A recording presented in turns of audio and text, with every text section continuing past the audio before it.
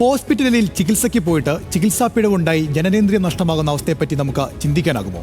അത്തരമൊരു ദാരുണാവസ്ഥയ്ക്ക് ഇരയായിരിക്കുകയാണ് മണിപ്പൂരിൽ നിന്നുള്ള 28-കാരനായ യുവാവ്. അനാസ്ഥയിൽ ആശുപത്രി അധികൃതർ മൗനം പാലിച്ചതോടെ ദുരിതത്തിലായ യുവാവ് മുഖ്യമന്ത്രിക്ക് പരാതി നൽകി.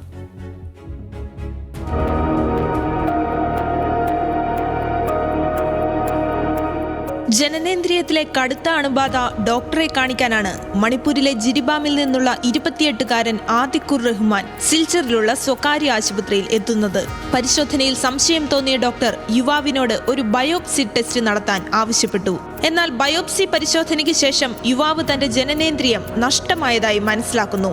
ചികിത്സയ്ക്ക് വിധേയമാക്കിയ ഡോക്ടറോട് ആദിഖുർ ഇതിനെപ്പറ്റി നിരന്തരമായി ചോദിച്ചുവെങ്കിലും ഡോക്ടർ കൃത്യമായ മറുപടി നൽകിയില്ല.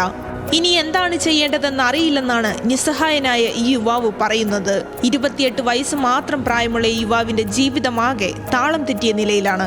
ശസ്ത്രക്രിയയ്ക്ക് പിന്നാലെ ശാരീരികമായി മാത്രമല്ല മാനസികമായും തകർന്നെന്നും യുവാവ് പറയുന്നു.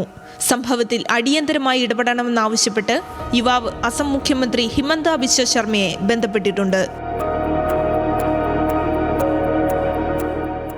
National desk news Malayalam.